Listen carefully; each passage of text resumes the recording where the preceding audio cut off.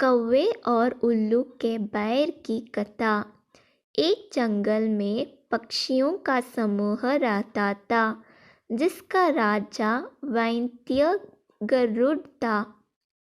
वैंत्य अपना अधिकांश समय वासुदेव की भक्ति में व्यतीत करता था, अतः अपनी प्रजा की ओर ध्यान नहीं दे पाता था। उसकी प्रजा अपने प्रति उसका विरक्तिय भाव देख अप्रसन्न थी।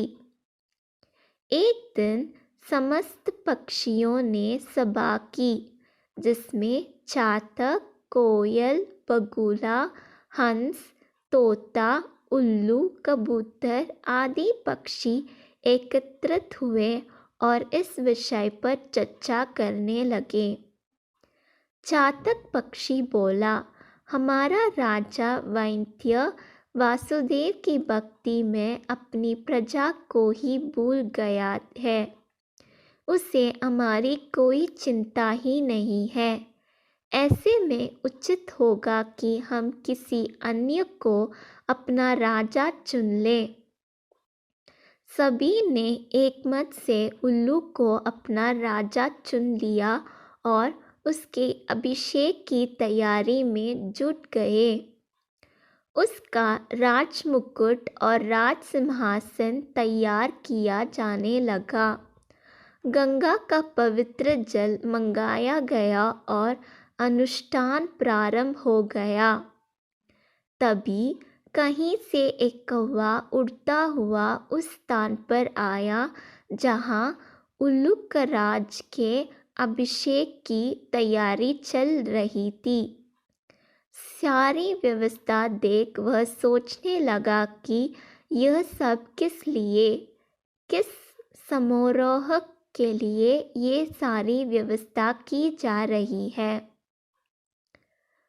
उसने कोयल से पूछा, मित्र, यहाँ किस उत्सव की तैयारी चल रही है? कोयल ने उसे उल्लू के अभिषेक के बारे में जानकारी दी। यह सुन कौवा हंसने लगा। उसे हंसता देख समस्त पक्षी उसके आसपास एकत्रित हो गए। उन्होंने उसके हंसने का कारण पूछा। कौवे के कहा, राजा के लिए तुम्हारा चुनाव गलत है। सभी जानते थे कि कौवा एक चतुर और कुट राजनीतिज्ञ पक्षी है, इसलिए उन्होंने उससे मंत्रण करना उचित समझा। कौवा कहने लगा, क्या तुम लोगों के पास राजा के चुनाव के लिए प्रत्याशियों की कमी है? तुम लोगों को क्या सूची की सौंदर्य के ज्ञातक मोर, हंस, सारस, चक्रवाक, शुक जैसे पक्षियों के रहते टेढ़ी नाक वाली उल्लू को राजा अपना राजा चुन लिया? वह कहता गया, उल्लू क्षत्रिय स्वभाव का, आलसी, कायर, व्यसनी और कटुभाषी पक्षी है, ऊपर से दिनवांद है। वह तुम्हारा क्या हित करेगा?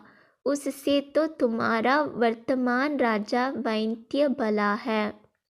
उल्लू की अपेक्षा वह तुम्हारे लिए अधिक कल्याणकारी है।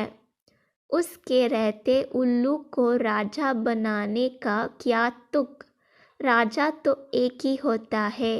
एक से अधिक राजा का होना प्रतिद्वंद्विता को जन्म देता है, जो विनाश की ओर ले जाती है।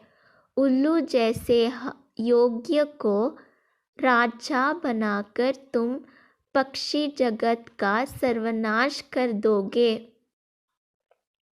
सभी पक्षी कौवे की बात से प्रभावित हो गए। उल्लू के अभिषेक का विचार त्याग कर वे सब वहाँ से चले गए। जब उल्लू अपने अभिषेक के लिए पहुँचा तो वहाँ मात्र उसका मित्र क्रुकलिका और कौवा थे। अन्य किसी पक्षी को ना देख उल्लू अचरज में पड़ गया। उसने अपने मित्र क्रुकलिका से पूछा, क्या हुआ, सारी पक्षी कहाँ हैं? क्रुकलिका ने उल्लू को बताया, मित्र, इस कौवे के कारण सबने तुम्हारे अभिषेक का विचार त्याग दिया है। उल्लू को कौवे पर बहुत क्रोध आया। वह उसने पूछने लगा, तुमने ऐसा क्यों किया दुष्ट कौवे? मेरे राजा बन जाने में तेरा क्या चला जाता? तुमने आक्रमण मुझसे बैर मोल लिया है। अब से तू सदा मेरा और मेरे वंश का बैरी रहेगा। कौवा कुछ कह ना पाया, चुपचाप बैठा रहा। उल्लू गुड़गुड़ाता हुआ वहाँ से चला गया। कौवा सोचने लगा कि व्यर्थ में ज्ञान देकर मुझे क्या हुआ। इन पक्षियों के मामले में हस्तक्षेप कर मैंने आक्रमण की उल्लू से भय ले लिया है। इस तरह मैंने अपनी स्वयं की हानि कर ली है। यह सोचता हुआ कौवा वहाँ से चला गया। तब से कौवा और उल्लू से स्वाभाविक बैर चला आ गया। सीख, दूसरों के मामले में हस्तक्षेप आक्रमण ही आपको समस्या में डाल सकता है।